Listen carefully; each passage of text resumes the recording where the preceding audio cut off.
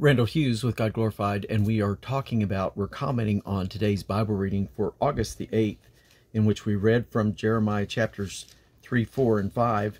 And this is some devastating news. Much of it is about destruction that's coming from the north.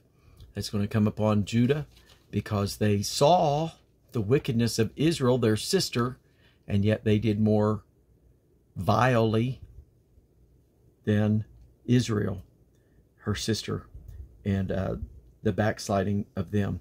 And yet you hear the heart of God throughout this, the mercy that he's wanting to show, that when he says, "For I am merciful, saith Yahweh, I will not keep anger forever."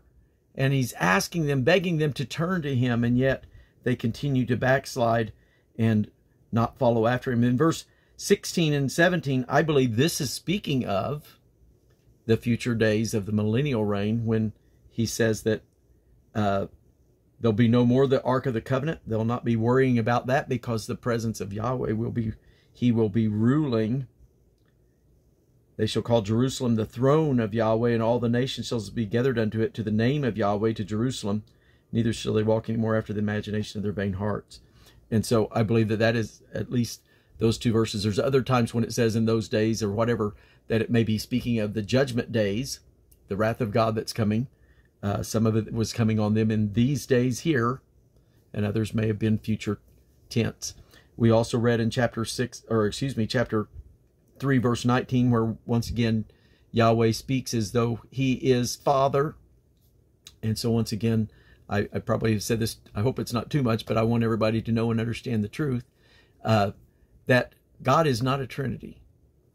For some 4,000 years of the Old Testament, God was spoken of as Spirit, from Genesis 1, chapter 1, verse 2, some 80 times roughly plus in the Old Testament. He's spoken of as Father some 17 times. Here's one of those instances in our reading today where he's spoken of as Father. That was just a relationship. It wasn't a separate person. There was no distinction made there that, oh, this is person number 1 versus person number 2 or 3.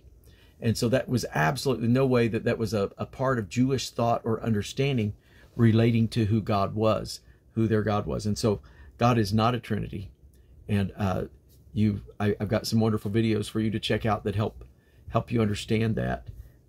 It is amazing how few verses are twistable into making people believe that, but yet they are deceived into seeing and believing that.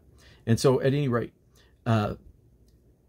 God was called Father and yet not seen as a separate person. And then he said, you've got to break up your fallow ground. Makes me think of the passages I mentioned it yesterday, I think, as well. But it didn't specifically say break up the fallow ground in those readings, as it does today. It makes me think of the passages in Matthew 13 and Luke, or Mark 4. I can't remember the passage in Luke. I think it may be 9. I'm not for sure on Luke. But where the parable of the sower and the seed, and how the different types of ground, and good ground brought forth fruit. The stony ground and the wayside did not bring fruit to perfection. And so it's so critical, so important that we bring forth fruit, and that we break up the fallow ground of our hearts, that we have a heart that's open to receive truth and to be moved by God, and to be molded and shaped by his word to be everything that he wants us to be. In verse 22, as we're reading along, it says, "For my people is foolish, they have not known me. They are sottish children, and they have none understanding. They are wise to do evil, but to do good they have no knowledge."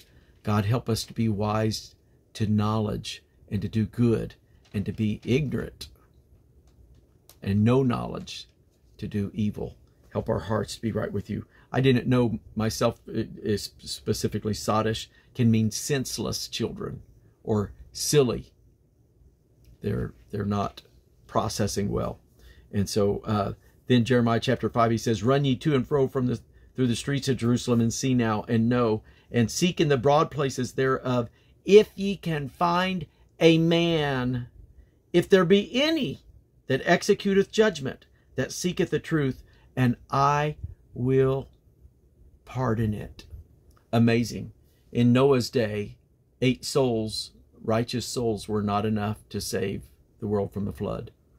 In Lot's day, Abraham, it's believed that he probably stopped at 8, or excuse me, at 10, because he knew of the 8 from Noah's day and knew that 8 was not enough then, and so figured 10 would not be enough. But here it seems that God in his desperation is saying one man could save Jerusalem if there were one righteous, but clearly there was none righteous.